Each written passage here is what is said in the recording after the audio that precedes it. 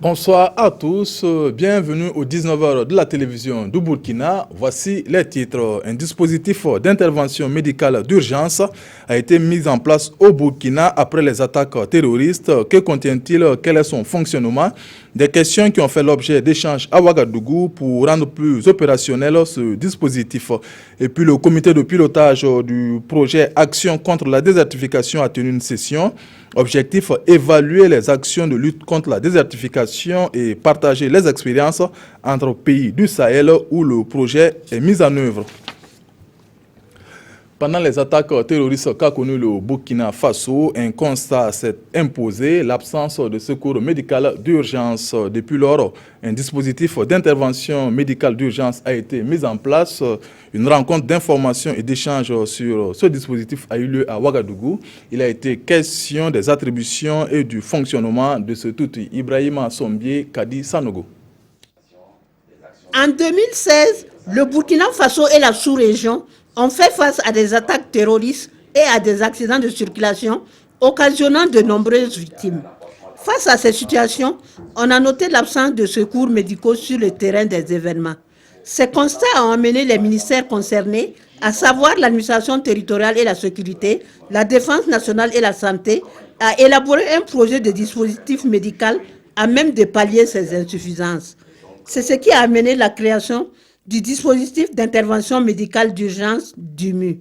Face aujourd'hui à la menace terroriste, il est important, il est impératif que nous soyons prêts à faire face à toute éventualité.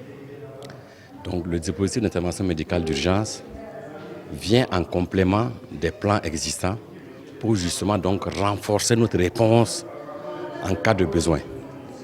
Nous avons constaté lors des événements passés qu'il y avait quelques insuffisances dans les différents plans existants, notamment le plan rouge des sapeurs-pompiers et le plan blanc de la santé. Et donc on a donc réfléchi et mis en place donc ce dispositif-là qui vient en complément donc de ces deux plans-là pour donner plus d'efficacité donc à la chaîne médicale d'urgence. La mise en place de ce dispositif permettra de répondre efficacement à des situations où de nombreux blessés doivent être secourus et pris en charge. L'ADF RDA veut prendre un nouvel élan suite aux événements sociaux intervenus au Burkina et qui ont impacté ses activités. Ces mots sont du président Gilbert Ouédraogo qui réaffirme la volonté du parti d'aller à la reconquête des militants sur tout le territoire national. C'était à l'occasion des vœux du parti ce samedi en présence de Césaire Carfo et Bouma Ernest Nebié.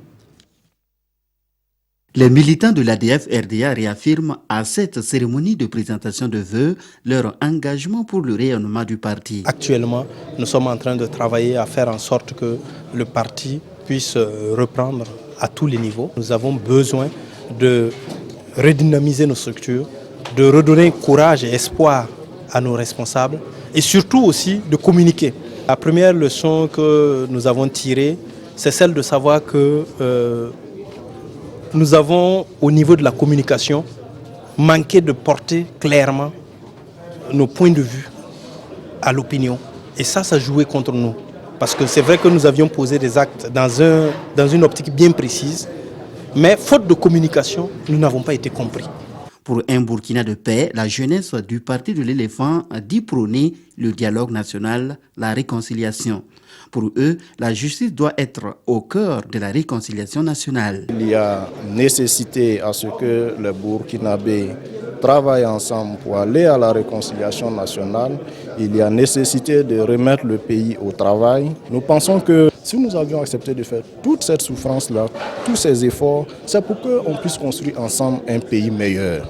Et pour que ce pays-là soit meilleur, c'est de pouvoir se mettre ensemble, s'asseoir autour d'une table et construire un pays où tout le monde s'y sent, où l'activité économique est relancée, où vraiment il fait bon vivre. Cette cérémonie est également une occasion de relance des activités de la DFRDA.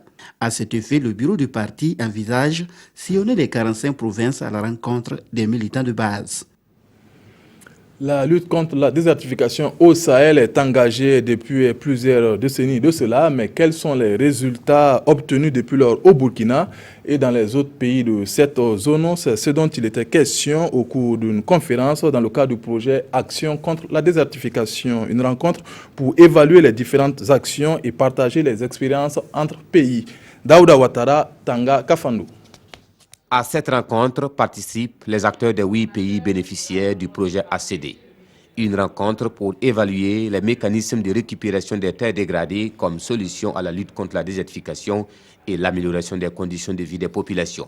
Pour le Burkina Faso, dans les objectifs du projet qui s'inscrivent dans la même ligne que notre PNDS, notre souhait, c'est qu'au cours de la nouvelle dynamique du projet, que les actions qui doivent être menées en termes de récupération impliquent davantage les populations à la base, intègrent les communautés locales, parce que ce sont ces communautés qui sont les plus exposées aux différents effets néfastes des changements climatiques.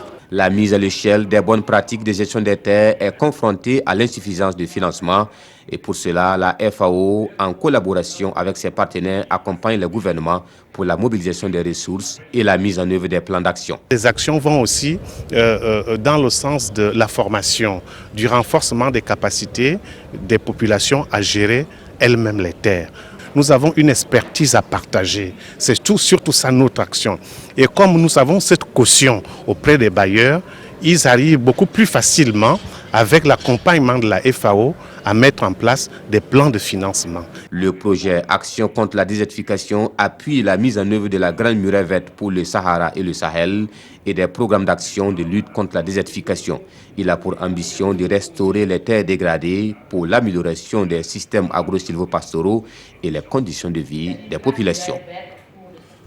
Le comité de pilotage du programme de croissance économique dans le secteur agricole a tenu sa première session de l'année 2017. L'appui au développement de normes et de certification des produits agricoles du Burkina Faso était l'un des points à l'ordre du jour. Yacouba Gamene, Dimitri Badini, Nathalie Nabaloum Savadogo. Réduire la pauvreté, augmenter la productivité et les revenus agricoles des populations burkinabées, c'est la mission que s'est assigné le programme de croissance économique dans le secteur agricole. Le comité pilote du programme avec ses partenaires, ici réunis, réfléchissent sur la mise en œuvre d'une nouvelle orientation du programme de croissance pour l'année 2017. Au niveau des grands axes, notamment à travers la composante A, c'est essentiellement faire en sorte qu'au bout donc, de 6 mois, 5 mois, disons au 1er juin, que nous puissions en tout cas terminer, boucler les appuis conseils qui sont donc initiés dans le cadre de l'accompagnement des acteurs des filières. Et nous voulons également aussi examiner d'autres projets de recommandation issus notamment donc, pour la composante B. C'est particulièrement le défi de la gestion donc des infrastructures structurantes que nous avons réalisées. Le budget global pour le Danemark, pour le PCSA, c'est 33 milliards francs CFA. Le PCPA, nous allons discuter dans un instant, va maintenant nous donner un budget à peu près 8 milliards qui va maintenant assurer exactement cette gestion durable des infrastructures, la construction même, mais aussi des autres composantes pour le secteur privé.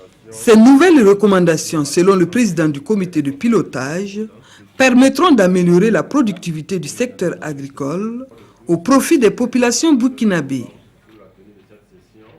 Dernier élément pour clore cette édition, célébration du Mouloud, la naissance du prophète Mahomet à Yako ce 25 février, une nuit placée sous le signe de l'unité et de la paix au Burkina Faso. Irénée Kaboré, Alidou Savadogo. Les musulmans de la province du Passoré se sont réunis ce samedi à la grande mosquée de Yako pour célébrer le Mauloud, la naissance du prophète Mohamed. Cette célébration est placée sous le signe de l'unité et la paix dans le monde.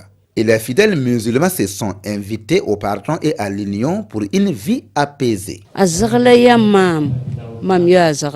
Nous ne devons pas faire une différence entre notre prochain et nous-mêmes. Cultivons ensemble le pardon et l'entraide. et nous serons dans la paix. Il nous faut entrer en prière pour vaincre l'insécurité actuelle dans le monde.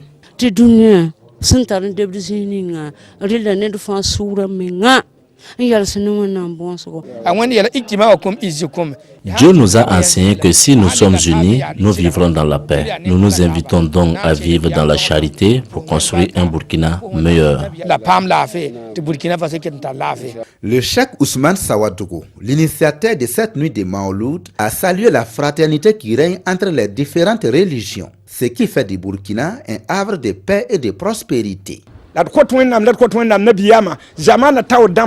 Nous demandons à Dieu de donner la force et la paix aux responsables de notre pays. Nous prions également pour les responsables coutumiers et religieux. Que Dieu nous garde unis dans son amour pour faire avancer le Burkina Faso. Cette nuit a été aussi une occasion aux éminents cheikhs et imams de faire une bénédiction spéciale pour l'amour, la tolérance et la paix au Burkina Faso.